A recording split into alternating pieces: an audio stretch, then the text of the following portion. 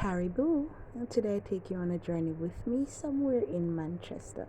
Find out more about this new location as you watch this video. Remember to like, share, and subscribe. Enjoy! Breaking news. Never mind that. So today I went to court in Westmoreland, right? On my way to Westmoreland, I realized that there was a detour. Now, we were warned about this detour about 2 or 3 weeks ago. I saw it in the news, but it was delayed for a little bit. But today, I saw that it was now all in place. So there's this roundabout on your way to Mandeville.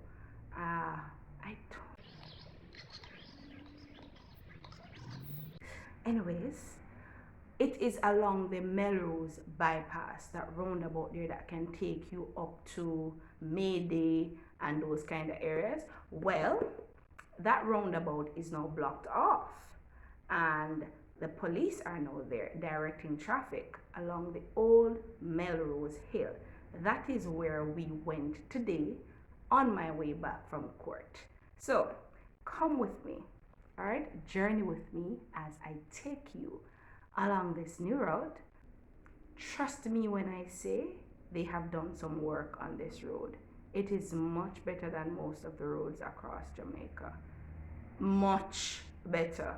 It could be a bypass or no bypass, or a detour or no detour. It is much better than some of the main roads in Jamaica. At least some parts of it. You'll see for yourself. So stay tuned and watch to the end. And don't forget, if you like this content, just click that button right there, that red button. Subscribe, like, share, and comment. Tell me in the comments whether or not you like this video. All right, bye.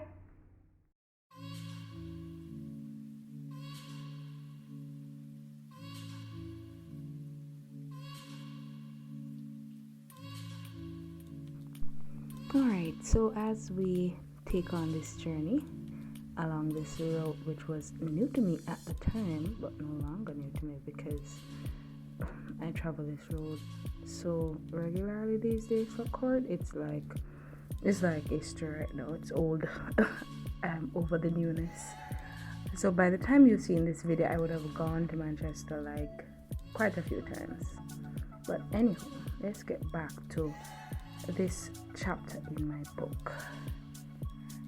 It speaks about time. So I start that chapter off. That's chapter 1 of my book, specifically titled Those Moments and That Time. And by my book, I mean Paralyzed by Perfection, Made by Mistake, by yours truly. Now, in chapter 1, I start off with a question that has always boggled my mind. What if we could control time? Let's pause for a second right here and find out for sure the direction I should head into. Kingston? Thank you. Alright, so off we go. What if we could control time? You know, what if we could add or minus hours to or from the day as we see fit? If we were so empowered, what would you do with that ability? If it were possible, I can imagine that some people would just, do it whenever they want to, take away time whenever they want to from others, give it to those they love, those they prefer, those they can get additional favors from, because that's just how we are as humans. Sometimes, we think about ourselves, and whatever it takes to get ourselves a little extra favor, some of us are willing to do. Not all of us, because it was today while I was at work, I was saying to my colleagues that there are still decent people amongst the indecent. There are still nice people. There are still nice people. But what if we could control time? This topic came up because of this habit I've for years tried to conquer within myself, and I've debated with others about it. This it's not the right time. Have you ever had a conversation with somebody who is planning and dreaming and hoping, just waiting because, as far as they are concerned, it's just not the right time? That thing, and sometimes you want to stop them silly because you're like, when is the right time? Who determines when it's the right time? If not God. Did you ask God whether or not it's the right time? Because as far as I've seen, a lot of us say it's not the right time, not because God has said, Jack, Jill, it's not the right time. No, we say it because we think it's not the right time. Because we are not ready to take the step that we should, and I can say this because I've been there. Matter of fact, I've recently been very close to that place about certain areas of my life. Areas I'll get into as this channel progresses. Let's see where the channel goes. That making some decisions on the basis of time. And that's why I started here, because it's something that we deal with so often, that struggle of the right time. It's just an ongoing battle, and a lot of things get put off because we don't believe it's the right time, and because sometimes people tell us it's not the right time. Now, I'm not talking about prophets or prophetesses who speak as the Lord leads. I'm not talking about those people who might say, sis, bro, not right now. The Lord says. If the Lord says it's not the right time, then trust me, it's not the right time. Don't do nothing outside of the time that God so ordains. But if you are the one saying it's not the right time, just because you're scared that if you do it today, it might not work out how you want it to, or if you do it today, you might not be as prepared as you would be if you give yourself 5 more months to prepare. You might not get it as perfectly as you would have if you had more time. When it is coming from that place, then believe me, it can cause you a whole heap of delays. Take it from somebody who has missed out on so many opportunities, because I've told myself repeatedly that one line, that old stale, beat out, broke down, popped down line. It's not the right time. It's not the right time. Goodness gracious. And Monica said this to herself so many times. I have said that to myself so many times, I should say. But, you know what? No can be the right time for many of us. No can be the right time. But we have to be honest with ourselves. Decide where we are,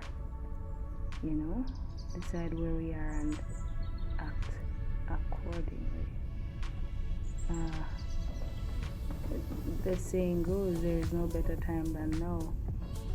Again, God controls time, so only He can determine the right versus the wrong time. So I'm never going to deny that, and at all times I will insert the supreme being that I believe in my videos, because He's all over my book. He's the reason why I am. Because He is, I am. You understand? Oh, catch up out here. Catch this. This is a funeral home's bus. He could have gone home to glory right then and there. That driver could have. I'm assuming it's a guy, because we women are a little bit more careful on the roads. That might sound a little way, but I think we're more careful than men are. But back to talking about the Great One, God Himself, and how He is in charge of time. You know? Yeah, He's in charge of time. But with Him in mind, let us consider how we address this situation about time and timing. Right? It's so important that we do that, because if we don't, then we will be living a life with a backlog of missed opportunities, delayed possibilities, regrets, and just being stuck and paralyzed by our obsession with the perfect time, with the right time. It's no, I'm not an expert in any particular area when it comes on to the mind. I'm not a psychologist, I'm not a psychotherapist, I'm not a therapist in any single way, I'm not a counselor, none of those things. So anything I'm saying here, it's not expert advice, it's experiences, lessons learned from experiences I've undergone. Now, in chapter 1 of my book, I speak about the struggle with time.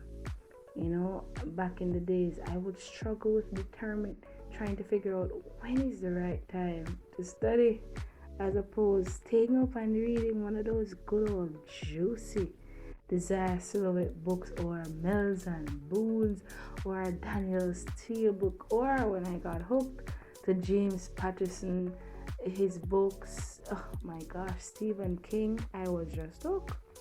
I was properly hooked.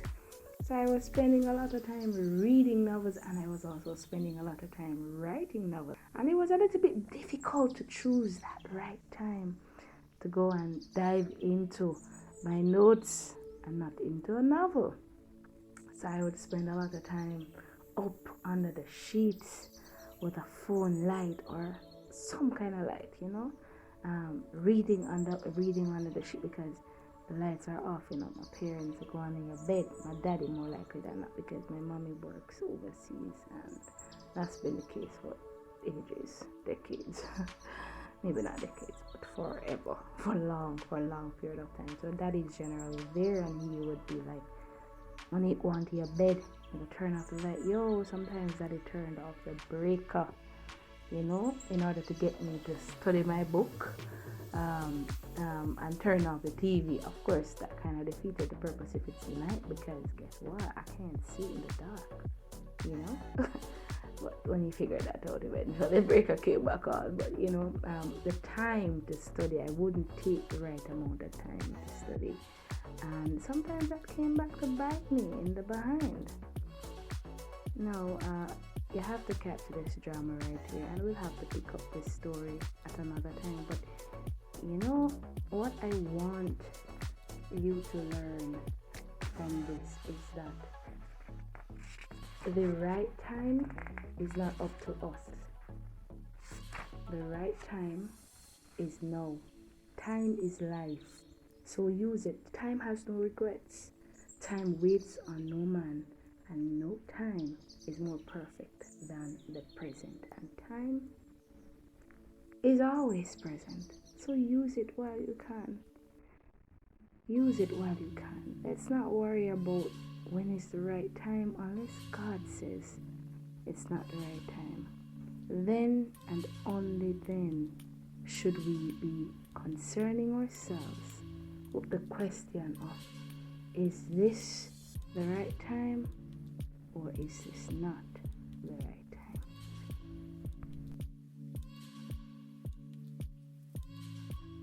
So we're wrapping up, but before you go, come with me as I read just a small portion of the chapter on those moments and that time. This part is titled Timely Regrets. There are those moments and that time which we would all like to relive, to capture forever and encase in the perfect photo frame. Then there are those moments and that time which we believe we missed out on and can never get back. And the feeling of regret which follows in the latter circumstances can be blinding, if not emotionally paralyzing. Indubitably, our regrets are often our most significant hurdles, preventing the present from becoming. More often than not, our regrets keep us connected to our past and always wondering about our future. They are like metal collars around the neck, holding you captive to what could have been but was not. I have found myself in this situation on too many occasions to call it a comfort zone. It is everything I described above and then some. Naturally, such intense feelings of regret would flow from one who believed a moment was missed and also thought he or she missed the only moment. Many books remain unwritten because a prospective author felt he or she didn't write about the issues before others did, or because he or she believed himself or herself to be old or too young, too feminine, or too masculine, or for whatever reason. Those I'm just ad-libbing as I go along. But because he or she felt that for one reason or the other, the timing was simply not right. Let us not be stuck in the phase of it's not the right time. Let us not be stuck with timely regrets. Alright, so that takes us to the end of this video. Phew. So, if you want to hear a little bit more on perfectionism from a non-expert's point of view, then you are on the right channel. So just like, share, subscribe, put on the comments them under the video, share with your friends, share with your girlfriend, share with your boyfriend, and all of these things, and go watch the video, enjoy it, and learn from each other. Toodles.